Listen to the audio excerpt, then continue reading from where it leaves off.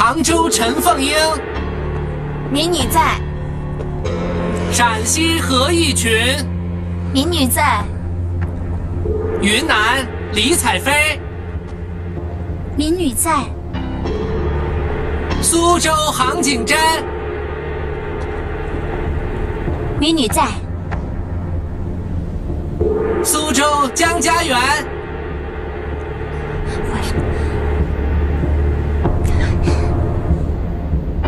江家园，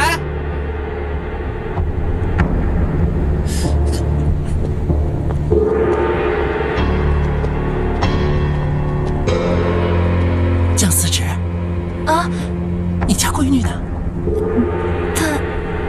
她不见了。不见了。他又躲到哪棵树上去了？公公，紫禁城没有树的。白长喜，何事耽误？回皇上，少了一个绣娘。少了谁啊？是苏州的江学文的女儿，江家园。苏州江学文？可是那个神针绣郎手江学文吗？正是皇上。那他上哪儿去了？来了！我来了！哎！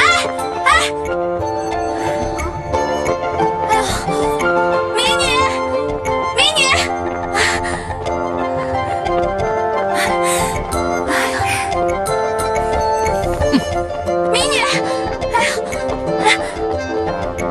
江家园来报道。江家园，不好意思啊，白公公，我来了。我知道，你每次都要用这种方式出现吗？过去。白长喜，奴才在。既然已经到齐，开始吧。遵旨，皇上。现在开始。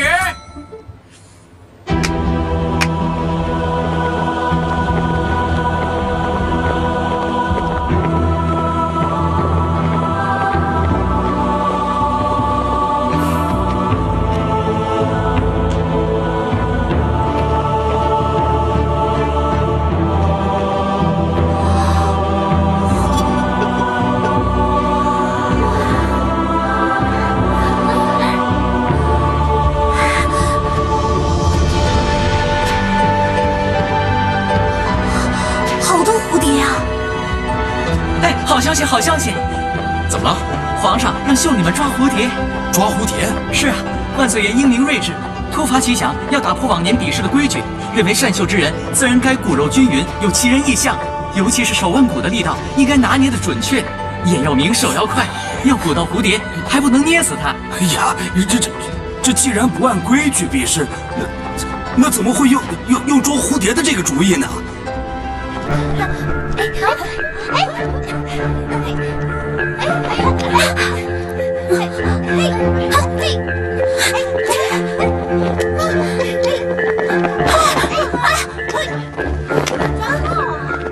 有什么毛病啊？千里迢迢的从苏州奔过来抓蝴蝶，我家的肥猫都懒得抓蝴蝶呢，要我来抓？哼，猫最会抓蝴蝶了，找只猫来当绣娘好了。家园，家园，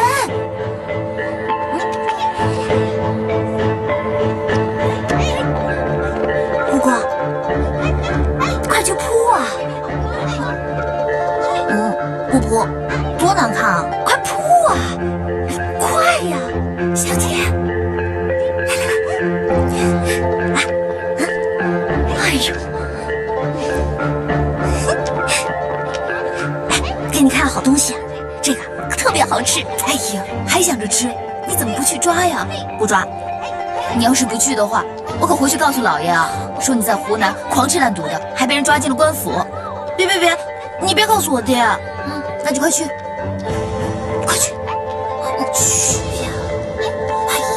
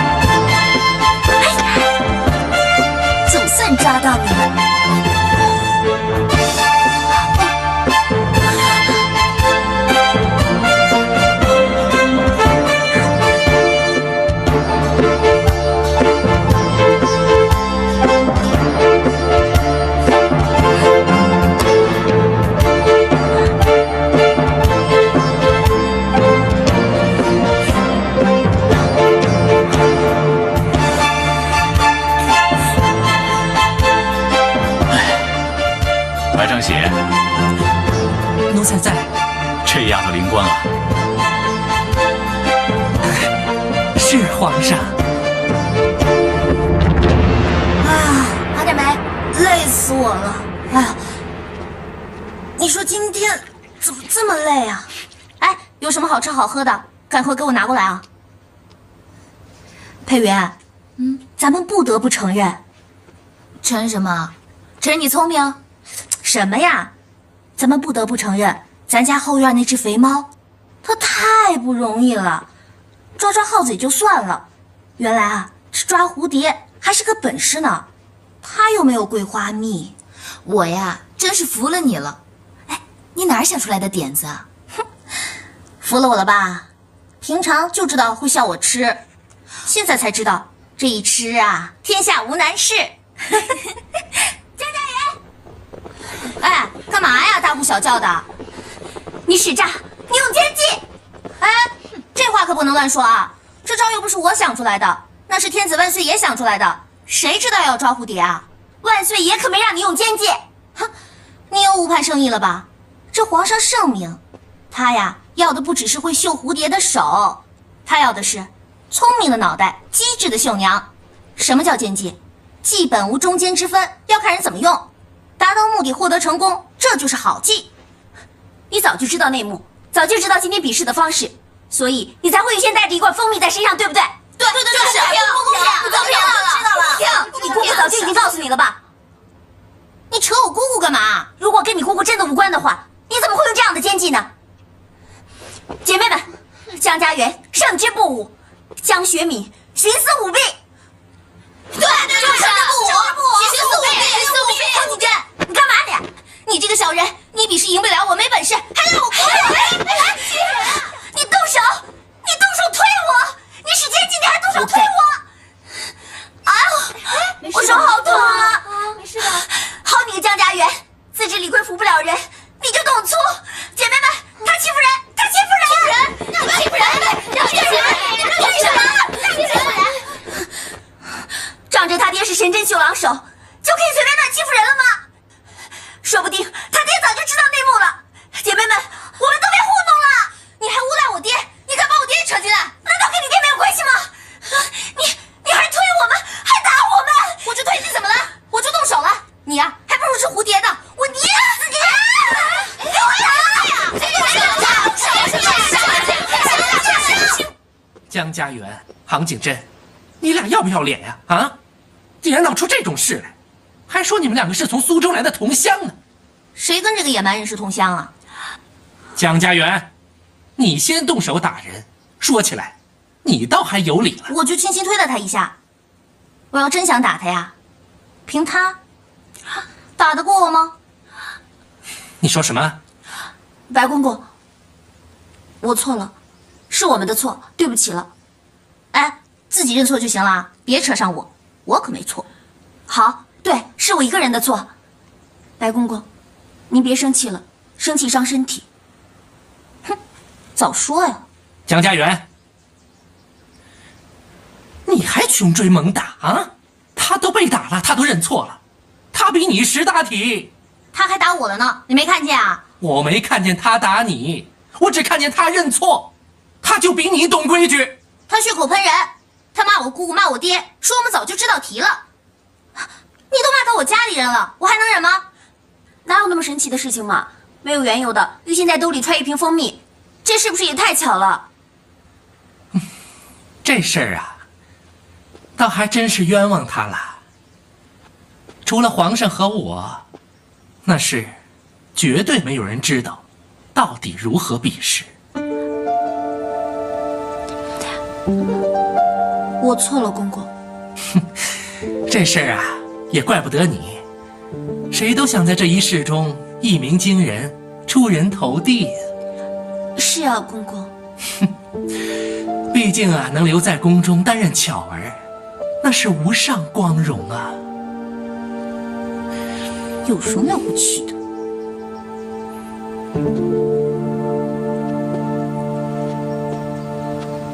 你说什么？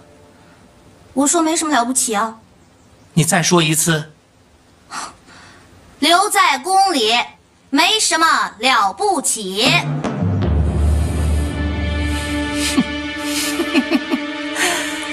那我倒想问一下江家园，你有什么建议和想法呀？哎呀，你说这儿有什么好玩的？还不就是吃的好点罢了。也就只有他啊，只有咱们的皇上，他才能吃香的喝辣的呀。其他人啊，在紫禁城里，左右不就是个奴才吗？只有啊1品奴才和7品奴才之间的分别而已。有些奴才连个品都混不上，哎，这还有人眼巴巴的想进宫当奴才伺候人呐？说得好啊，这倒也是，谁一生下来就想当奴才伺候人呢？公公，我可不是说您啊，您可千万别误会。没什么误会，说就说了嘛。而且你也说得对，我还不就是个奴才？谁说的？白公公，您可是宫中堂堂的总管领事，可是官拜4品的总管太监呢。那又如何呀？照家园所说，我还不就是个4品奴才？不错啦，4品啊，好大的官啊，可以管好多人呢。就不能管你？你们两个，好了，别再闹了，别让人家再看笑话了。下午还有比试，你们两个先回去吧。等一下，杭景珍，公公有何吩咐？你哪里受伤了？我这里有药。我手被抓伤了。公公没事，我先走啦。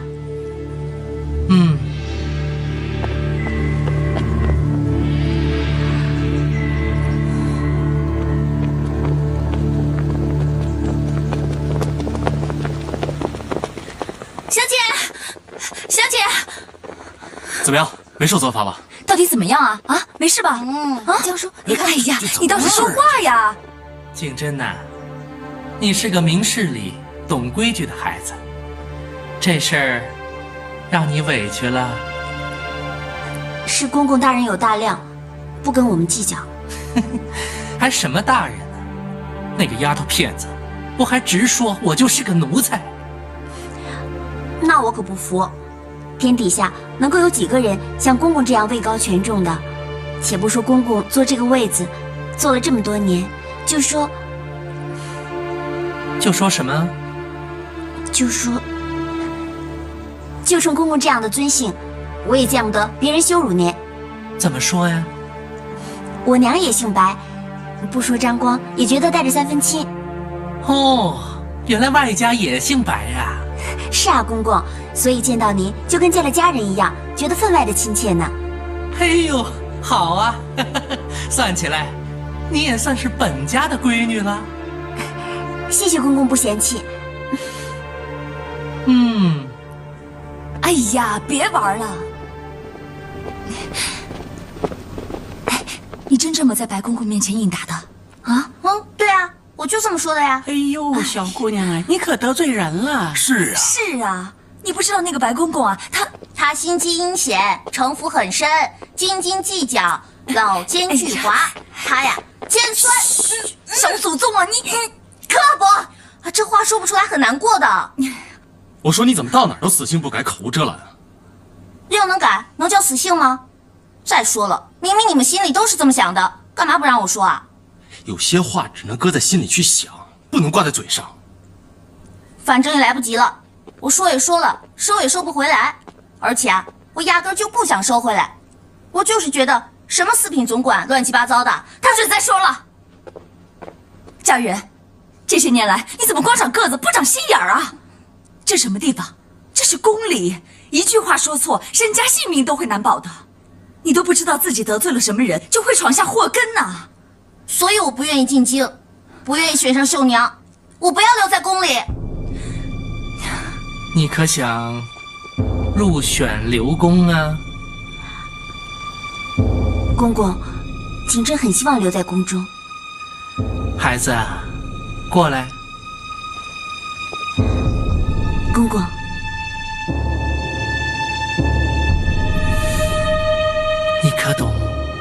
规矩。请公公教诲。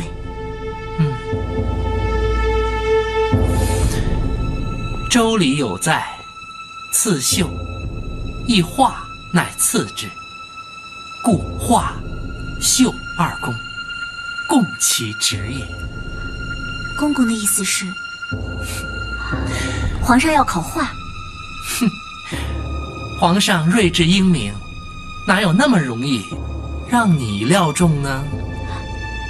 谨真愚钝，请公公明示。闺女，接下来的这些话我只说一次，你要仔细听着，听不听得懂，那就看你自个儿的慧根了。敬谨受教。第2轮比赛开始。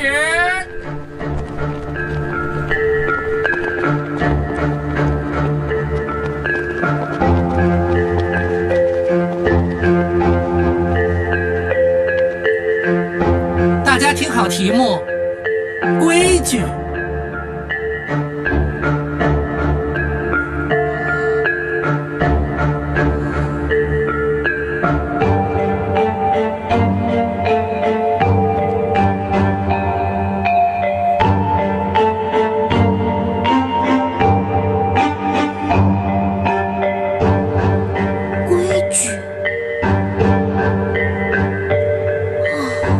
天骄最不懂规矩的人秀规矩。姑奶奶，你说这叫什么题目啊？这规矩，这规矩要怎么绣啊？就算老爷来了，他也绣不出来规矩啊。我只听人家说过要守规矩、懂规矩，这怎么绣规矩啊？所以说呀，根本就没有人能绣出规矩来。这规矩啊，只有万岁爷自个儿知道。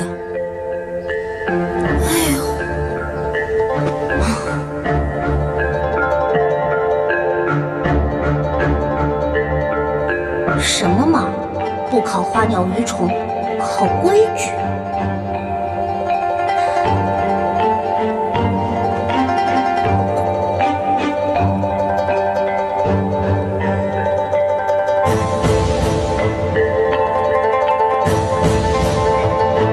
江家园，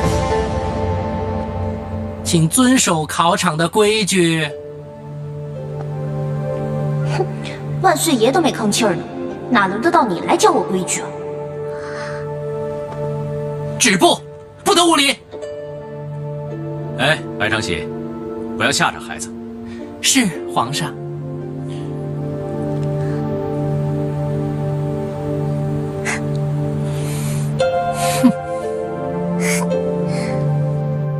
规矩呀，这次皇上出的题也太难了。是，你说这要是花二鸟啊，规矩谁知道啊？也罢，竟出这种考题，输了也不丢人。哼，你怎么就认为家园一定会输啊？嗨，这第一关让他过了，那是蒙的。我说这回他肯定不能过。我说不丢人，那是因为他出的是这种考题。哎，人家也不知道，小姐根本连针都不会拿。反正我相信他一定能过关的。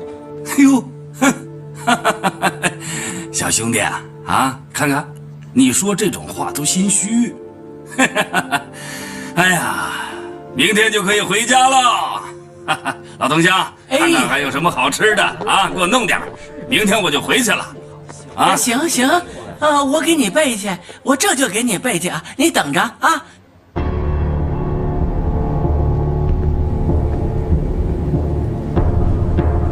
皇上，这是苏州杭景真所绣。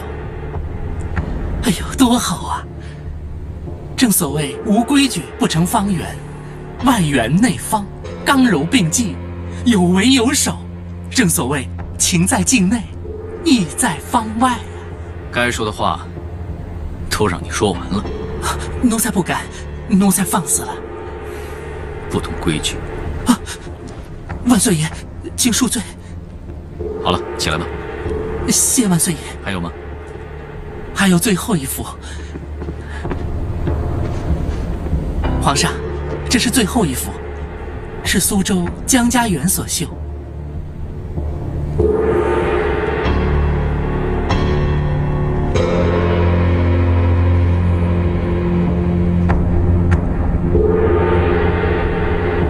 江家园，民女在。你这是什么意思？让你绣规矩，你为何绣字呢？回皇上，民女啊，本想绣皇上圣像，但恐大不敬诋毁龙颜，于是绣字。那何以绣皇上二字呢？普天之下，莫非黄土；率土之滨，莫非王臣。民女以为啊，这规矩是人立的，但朗朗乾坤，谁人能立规矩呢？唯圣人耳。又天下圣贤之人，为谁所用？为皇帝耳。圣主贤君如万岁爷，以身为本，立下典范，德行如草上风，风行草偃，臣民幸福。这样便是可以流传千古的规矩。好，就说你说的好。皇上说的就是规矩。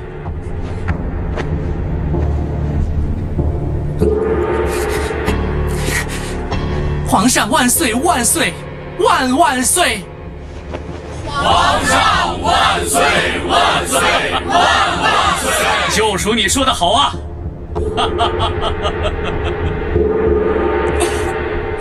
江家姑娘果然是兰心蕙质。来，你看看这2个字，字体工整，气势恢宏，而又言简意赅，完全表达了规矩的含义。怎么，你不以为然吗？奴才不敢。别说不敢，让你说你就说。是皇上。奴才认为，这江家园的确是机灵聪明，善解人意，但刺绣得论真下功夫啊。哈，据奴才所知，论真下功夫，在这些绣娘里面，当属杭景真呐。杭家姑娘杭景真，她自小就在苏州绣室里崭露头角。她谱不离眼，针不离手，她……朕心里有数。这个刺绣自然是要见真功夫的，所以朕并没有把杭景真淘汰。他那圆中带方的解释规矩，也属佳作。明天就看看他们交上来的成绩，谁能入选绣娘，明日自当见分晓。皇上英明，识人适用，奴才不及呀。再过2年，我也可以告老还乡了。是啊，也该舒舒服服的过几年开心日子了。嗨，也就是粗茶淡饭，咱们呢，可不能跟白公公比呀。他是皇上面前的红人儿，现在呀，在外地置办家产啦。听说啊，连老婆都娶了好几房啦。老婆？啊，哎，他也能讨老婆吗？这不是作孽糟蹋人吗？哎，买了人家黄花闺女，在家过干瘾，这叫生不如死啊！我们呐，可做不出这种事来。哎，你怎么跑出来了？紫禁城是有宵禁的，你不知道吗？那你们怎么不管宵禁啊？还几个人在这喝小酒？有什么好吃的？哎，回来！我们是男人，知道吗？男人。哼，我看呀，除了你和老江父之外，其他那些……行了行了，我可不想半夜3更的听你在这瞎掰啊！说干嘛来了？哎，别告诉我你是肚子又饿了。子时刚过的时候，御膳房刚给你们送过夜宵。我睡不着。睡不着你就绣啊！皇上不是已经给你们出题目了吗？就是绣不出来，我才睡不着的。哟，你不是挺能干的吗？连过2关，简直就是秀才。还有你绣不出来的？你别以为我听不出你在讽刺我啊！哎呀，算了算了，绣不出来就绣不出来吧，反正你又不是真正会绣的人。再说了，你又没有想过要留下来，秀不出来不正好吗？哎，不一样，想秀和不想秀是两码子事儿。你这人怎么一点荣誉感都没有啊？我现在啊，那可是众望所归、最被看好的呢。总不能让人家知道我是真的不会绣，多丢人啊！国泰民安，怎么绣才能国泰民安呢？哎呀，你就再绣上皇上2字，这皇上万岁，准能国泰民安，一通百通，谁敢反对啊？哎呀，我这都快急死了，你还气我？我说的是真的。不行，一招把式不能耍2遍，万一惹恼了皇上，判我个欺君之罪，我不就完了？是啊。怎么办？哎，你先别着急，哎，咱们坐下来慢慢想啊。国泰民安，国泰民安。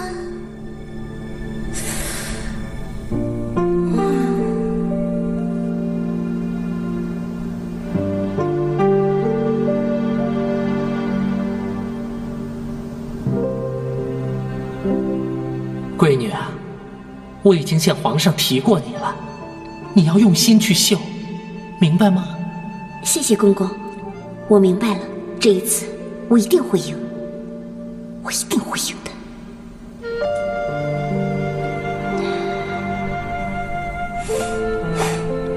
好，你想到了？我放弃了。啊？放弃了？喂，你的荣誉感呢？你的自尊心呢？你不是众望所归、最被看好的吗？哎呀，我认输行不行啊？让我绣那些俗里俗气的花开富贵、歌舞升平，我根本绣不好，我干脆放弃算了。哎呀，哎，这认输也是需要勇气的。我爹罚我练字的时候，我写过的，什么大智若愚，大勇若怯。我若怯，我怕了，行不行？这可也是一种大勇呢。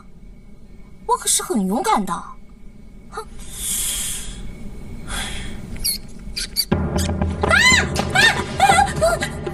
喂，干嘛啊？耗子！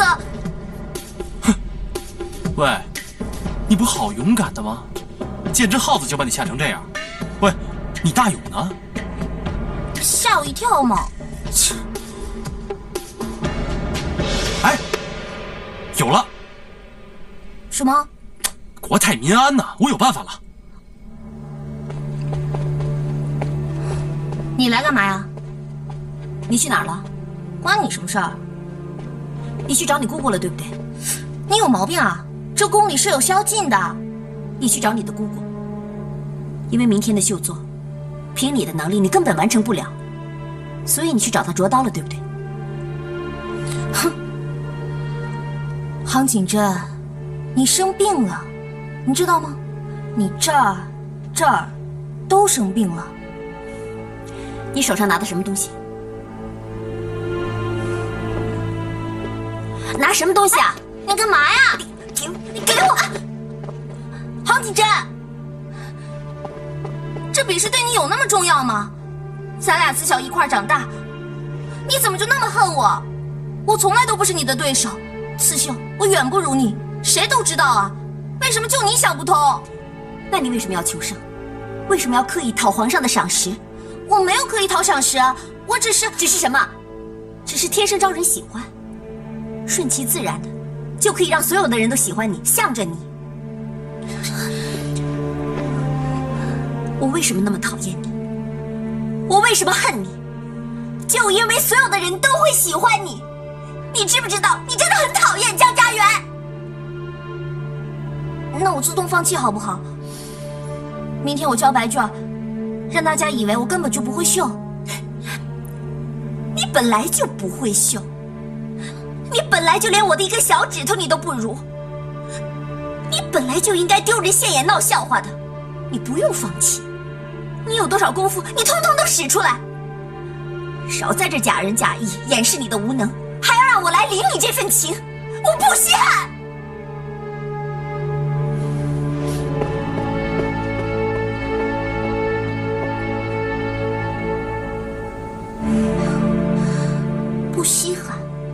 不稀罕还来检查我？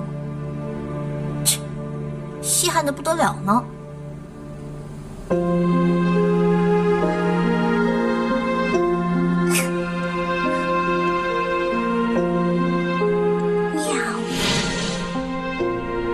我就用这炭汁啊，直接画在你手上，你回去以后啊，当袖母，照着绣就行。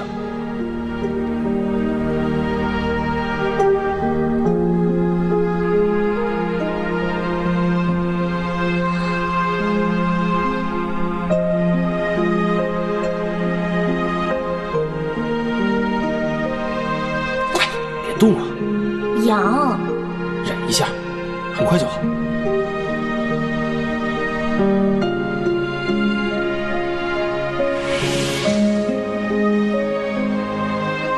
阿恨，我注定是会辜负你的。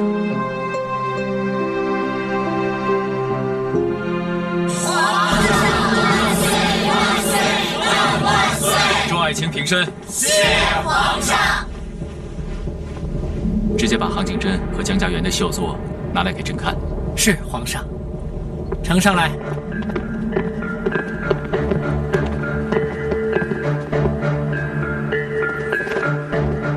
皇上，这是杭景真的。好，让他自己说。杭景真，启禀圣上，民女所作，乃绣法中之穿罗绣，绣的是唐乐舞。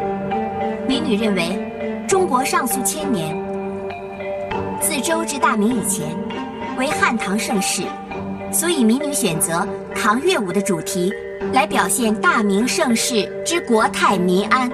好，用心良苦，说得很好。白长喜，把江家园的作品呈上来给朕看看。是皇上。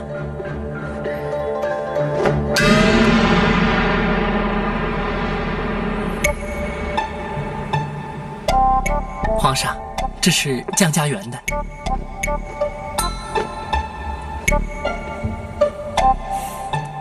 江家园，你这绣的是什么意思？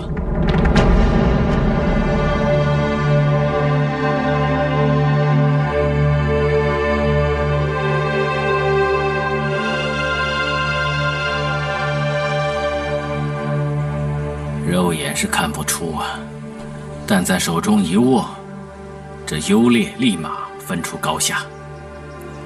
广州丝还是粗啊？无妨，先混着用。前几批依然在杭州染吧，先别让它在颜色上分出高下。那自然，所谓江南染色胜于杭州。宫中选用黄色，其他地方染的就不如杭州齐全。江学文专职宫中上用贡品，杭州黄和其他黄一眼便能分辨得出来。徐先生对染工也是知之甚深呐。这是以前曾在杭州小住过一段时间，稍有接触。大小姐入宫选绣娘一事，应该是到传家宝回来的时候了吧？此行千里啊，就算有佳音传回，恐怕也没这么快呀。去了有大半个月了。怎么了？想儿子了吧？怎么会呢？你这个孩子教得好啊，认真做事，不多话。过奖了。也不知道为什么，我挺欣赏他的，算是一种缘分吧。他和我投缘。是吗？这孩子傻乎乎的，我还担心他一路来回会不会得罪大小姐呢。徐先生，你失言喽，怎有来回啊？是只去不回。对，一旦大小姐入选绣娘，那就要留在京城宫里头了。我看江学文还能得意多久？届时我府也出了位宫中绣娘，这很多事情都得重新再谈了。江家园，你胆子实在是太大了，恃宠而骄。你仗着皇上对你的欣赏，你竟敢公然不敬！民女没有，民女不敢呀。还说没有？皇上要的是国泰民安，你竟然绣上几个畜生，把老鼠也绣上，你还不是公然藐视吗？我不是那个意思，我是想把……闭嘴！在圣上面前，你竟敢回嘴狡辩！让他起来说话吧。是皇上，还不起来？谢皇上。朕问你，你所绣的一鸡一犬一猫一鼠，难道不是暗指鼠辈横行，鸡犬不宁吗？回皇上，恰恰相反，这就是万岁爷您要的国泰民安呀！又玩什么花样？这是国泰民安？是啊，花开富贵算什么呀？民生潦倒的时候，花一样得开啊。清明上河图算什么呢？那呀是有钱人家的玩意儿。朱门酒肉臭，路旁仍有冻死骨。唐乐舞算什么？贞观之治，那是以前人的。那你这个老鼠，这几个畜生算什么意思啊？人手里人作乐，人吃得饱都不是难事。民女认为，真正的太平盛世，国泰民安，那得舒服到畜生都祥和了，鸡犬交好，饱足到天敌如猫鼠都亲入一家。简单的说啊，就是好到连猫都不抓耗子了。那上面绣的就是啊。这个就是真正的国泰民安，六畜兴旺了。要不怎么会有宁做太平犬，不为乱世人这句古话呢？说得好啊！民生富贵，就连猫都不抓耗子了。说得好！说得好啊！白长喜，今天我们可是选中了一个聪明的绣娘啊！奴才明白，你还不谢主隆恩？谢主隆恩，我可不可以放弃啊？恭喜呀、恭喜你家小姐，你家小姐啊，真有两下子。那当然，刺绣世家嘛。是啊，我在宫中的最后2年有家园陪我，我就再也不寂寞了。是啊，他这一来得10年呢。10年，留在宫中10年，景风少爷还会等待吗？为何要放弃这份殊荣呢？我要嫁人。大声回话！我要嫁人。就是为了要嫁人吗？是啊，一耽搁10年，待我出宫之时，我都成老姑娘了，到时候谁还要我？那现在就有人要你吗？有，现在还有人要，那是我爹娘为我指腹为婚的亲事。既是指腹为婚，难道他刚悔婚，连10年都不等吗？他是会等，可是……起来回话。谢皇上。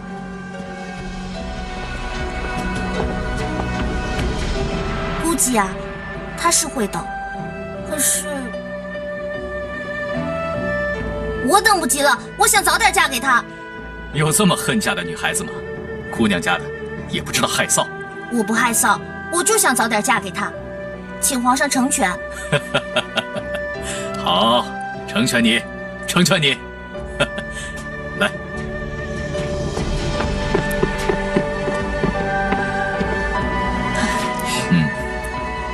难得一个女孩子家如此勇敢，且不爱慕虚名，朕就成全你，不进宫就不进宫，让你嫁人去吧。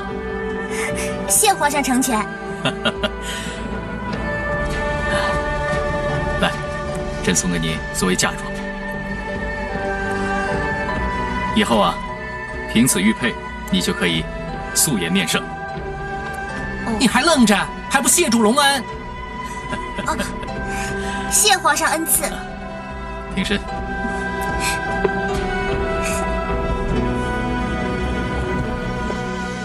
哎呦，哎呦，我的小祖宗，小祖宗，这是皇上赏赐的东西，你怎么能如此轻慢啊？哎呦，现在是我的啦！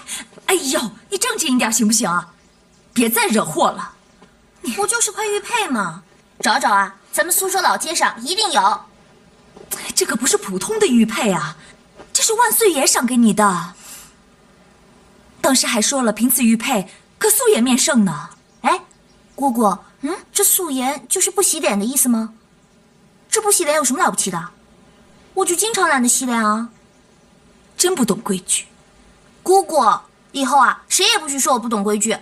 我可是考过了皇上设的规矩那一关。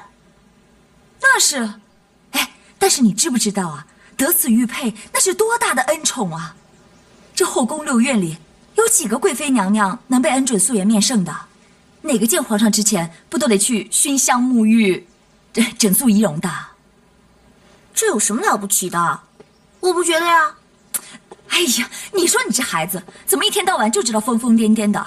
你这样下去怎么行啊？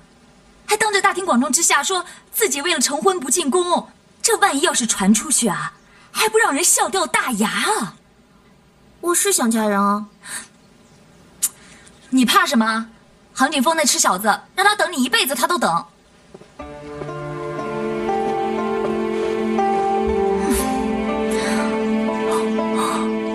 我怕我会变。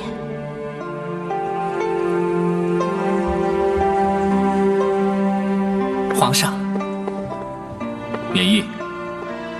宁缺毋滥，正官不来，赐印，朕不要。皇上所言极是，奴才遵命。皇上说了，他说今年绣娘一职从缺，别失望。景真，3年后还有机会。这江家园急着嫁人，这宫中绣娘一职，迟早是你的。景真还是要谢过公公。哎，快起来！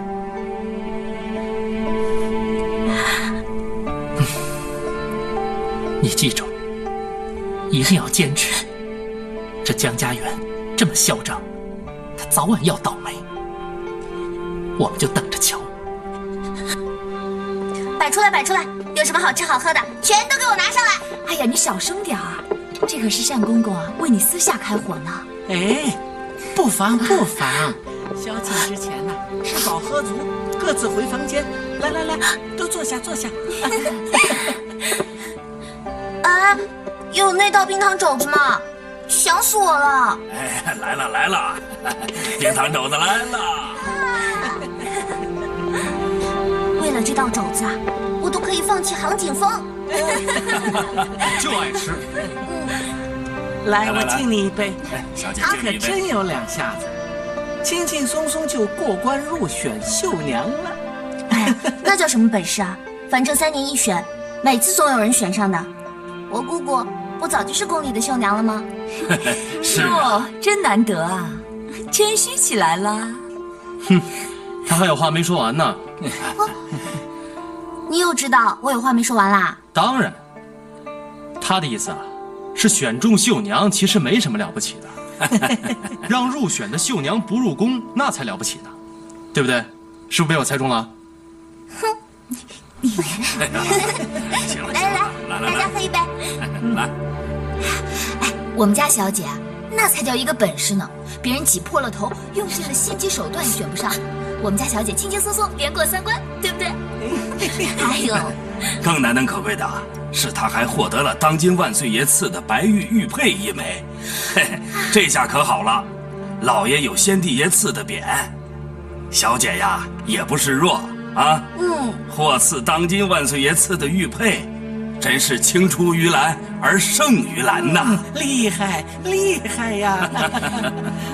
这下杭景真啊，可难过了。哎，行了，快吃吧。昨天晚上我本来要弃权放弃，把这头衔让给他，是他自己不愿意，还凶了我一顿。好了好了，别说了，大家快吃吧，吃吧。江家园，我恨死你！这一辈子，我跟你势不两立。是，请坐，请坐。静婷啊，有桩事我想问你。哦，什么事啊？今天早上啊，木渎那儿来了几个人。木渎，什么人啊？桑农啊。桑农？他们来有什么事啊？说是今年咱们绣庄里向他们采购的丝量锐减，可有此事？确有此事啊。年年我们向他们采购的丝量都是有定数的，何以今年锐减呢？哎，你忘了，今年闰5多了1整月的黄梅天嘛，所以骚过上过色的丝那是经不起放的，天气潮湿，色易退。再加上这样，你这阵子又忙着为圣上赶绣龙袍啊，更得小心啊，万一稍有不慎，用上了劣等丝，那可不是闹着玩的。所以我就自作主张，暂时先缓缓吧。哎，你看我，我没想到这些。哎，应该啊，我先跟你说一声，下回这种事呢，我一定先向你禀明。快别这么说，别这么说。你脑筋想比我灵光，以后这种事儿啊，还是你说了算。哎呀，怎么了？那些桑农们不高兴了？直接上你那儿告状去了？那倒也不是，大家都是合作多年的老伙伴，心中有疑问，便就问到我这儿来了。哼，什么芝麻大点的事都直接上去问你，倒叫我们这些下手挺难做事啊。静婷啊，这么说话就见外了，咱们是多少年的老交情了，啊，有什么上下主从之分呢？你做事条理分明，我不过善绣而已啊。这些年来，若不是靠你多方打点，苏州绣市岂有今日的荣景啊？是啊，你呢善绣，尽管埋头去绣吧。我呢，管外务杂事。咱们兄弟联手，岂止是兄弟呀？不久啊，咱们还是儿女亲家，是吧？哎，说到这个孩子们的婚事啊，哎，这婚事啊，等你忙完龙袍以后再说吧。这婚事一办起来，琐碎杂事一堆啊。哎，我怕扰乱了你的心思。静婷，怎么我一提这婚事你就推拒啊？难不成你真要退了这门亲事？哎，瞧你这话说哪儿去了？18年前的铁约定，我退得了吗？哎，我们总得要等孩子回来之后才能着手进行吗？这都是啊，哎，就怕你家景真此去不回，留在宫中了，那你夫妻俩还不得赶赴京城一趟？这一来一回，又得耽搁了。这幸好啊，这婚事办的是家园跟景峰他们，如果办的是景真呢，那才叫耽搁呢。这一等啊，就是10年了。这都是啊，这都是，幸好。王大人来了！哎呦，王大人，王大人，二位来，请坐，里面请。好，请坐。王大人说有喜讯。是啊，我呀。等不及经理的公文了，先来向你们报喜。据说这次宫中选秀娘，我知道。静婷啊，恭喜，景真果然不负众望啊！哎，谢谢。景真这孩子的确是下了点功夫的啊。哎呀，岂止是一点啊，景真啊可是下足了功夫的。哎，你怎么这么说话呢？也不怕王大人笑话你？哎呀，王大人是来给咱们道喜的嘛。哎，张嫂啊。张嫂，杨庄主，哎呀，张嫂，恭喜你家闺女选中绣娘啊！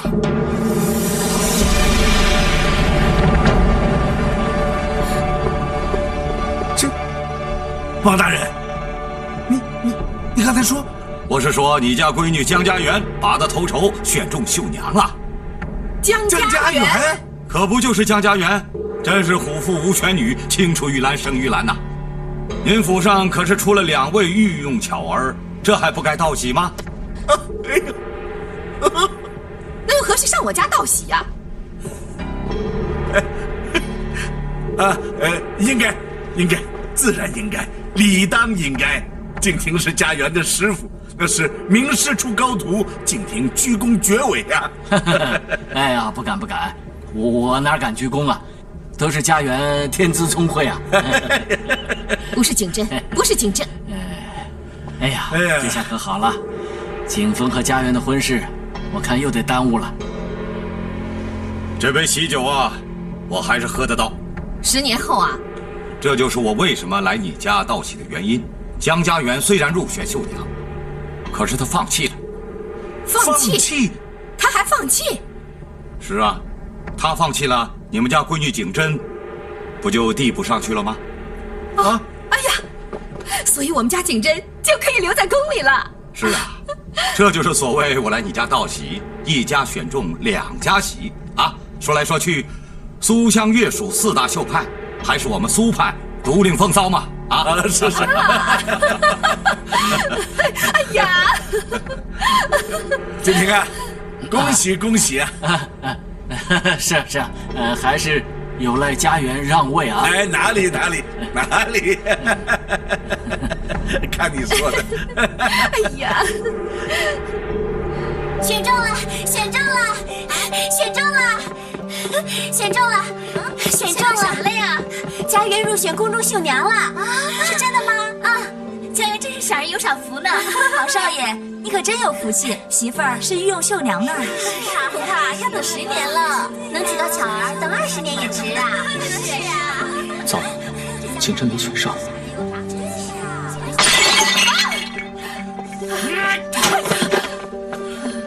娘，爹的，没有天理呀！真的没有天理呀！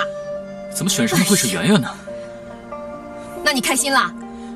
您怎么这么说呀？一听到消息就知道不妙，要是真的话，爹哪受得了啊？就是真的，那个王知府，他是亲自上门来报的信儿啊。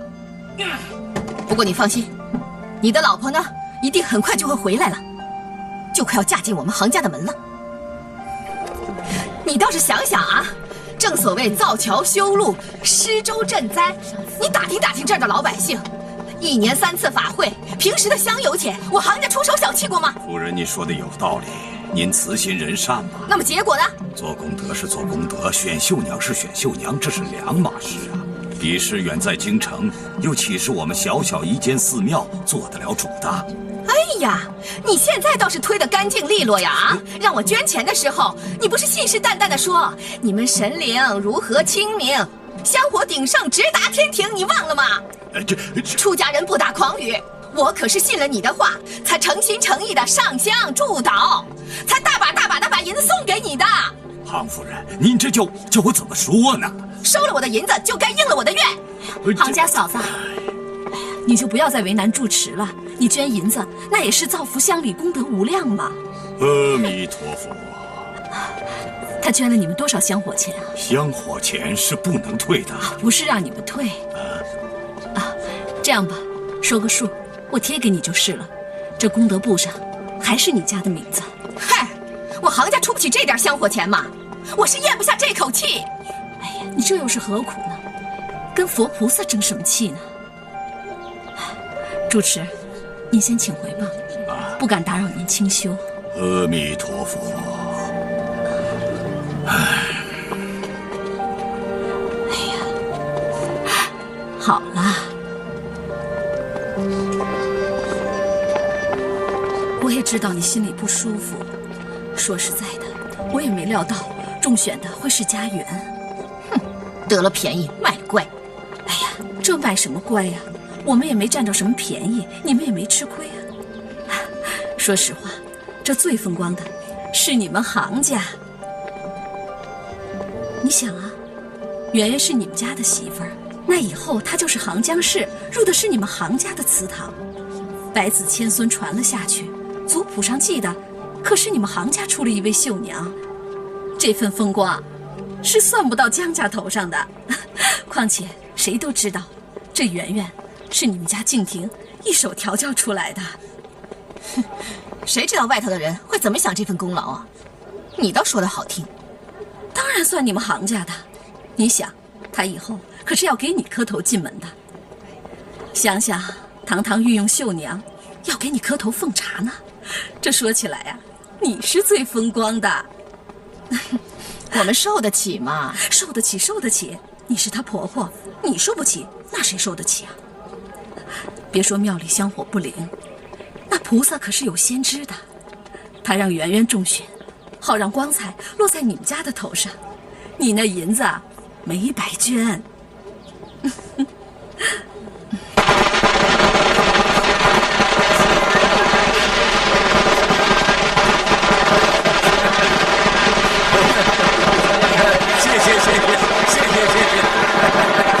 里面请，啊，谢谢，里面请，里面请。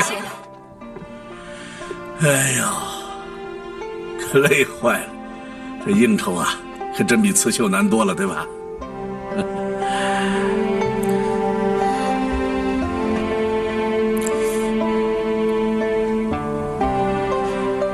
还在做梦是吧？啊，连自个儿都不相信。哎呀，你说怪不怪啊？这千挑万选，怎么选也不该是圆圆入选。哎呀，怎么也想不到会是她啊！你这话说的，我女儿啊，这是吉人有天相，鸿福齐天，兰心蕙质。得，你女儿最大的优点就是识相，知道自个儿几斤几两重，绝对没犯糊涂。否则的话，以她的能耐，你想想，针不会拿，线不会分，相不会开，色不会用，她能待在宫中当巧儿吗？有你这种当爹的吗？哼，她是我女儿，我太了解她了。回来也好，早点把婚事给办了。女人这辈子最重要的就是找个好的归宿。这婚事啊，我一定要办得风风光光的。哎，对了，还有圣上御赐的玉佩做陪嫁呢，这可是古今绣娘第一个呀。哎，他爹，我在跟你说话呢，你听到没有啊？那女儿的婚事不急，不急啊！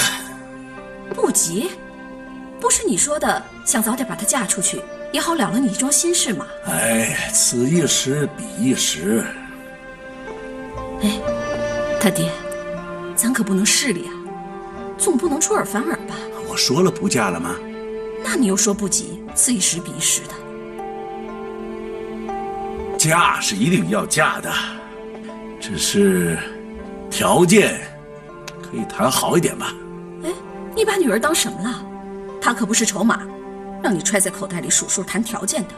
你瞧你说什么？我又没说要图行家的钱财家产。那你说什么条件？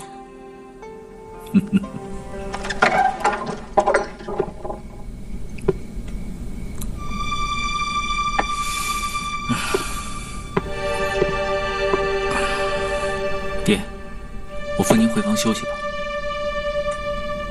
来，让开。您累了，回去睡觉吧。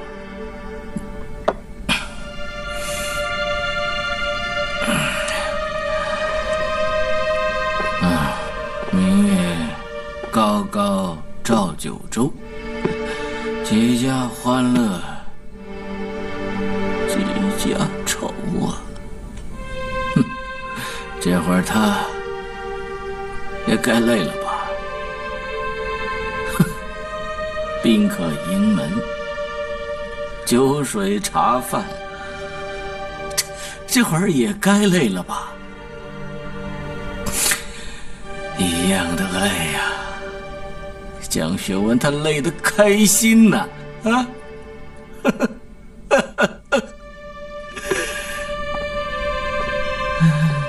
爹，咱们家也可以开心啊，没这么严重。那景真不也？闭嘴！我不稀罕，行家不会稀罕的。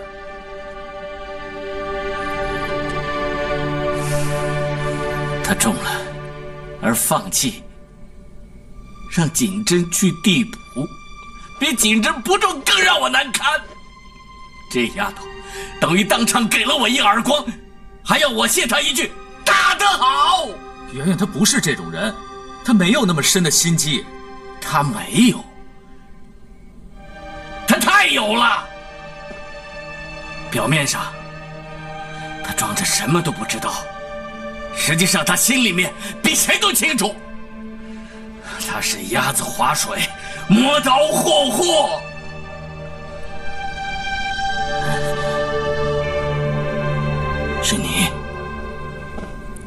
是你暗中教了她是吧？爹，您在说什么呀？我是您儿子，我教会了他，对我有什么好处？他若入了宫，他不是没有入宫吗？在比试中胜了，然后放弃，既赢了面子，又挣了里子，给我一耳光，替他爹出了气，回来还可以嫁给你，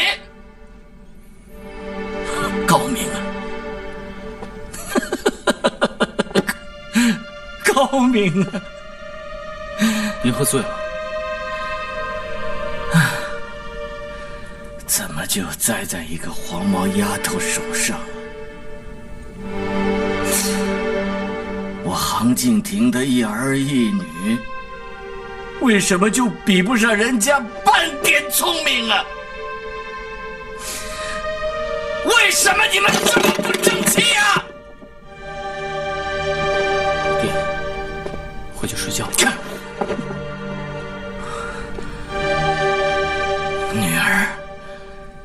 女儿不争气，儿子是个窝囊废，吃里扒外，胳膊肘向外拐。我没有。爹，您究竟让我怎么做才能满意？当初你们三个联合起来，鼓动他去，我明知道他要出丑，但我忍了。接着，爹你根本就是在敷衍，你什么也不交给他。我看在眼里，我也忍了，这还不够吗？作为杭敬亭的儿子，我抚养无愧。我唯一对不住的只有圆圆一个人而已。我从不曾在私底下教她任何功夫。我对圆圆别无他求，我只希望她能早点过门。爹，您该不会连这也让我放弃吗？您不想让她进家门了？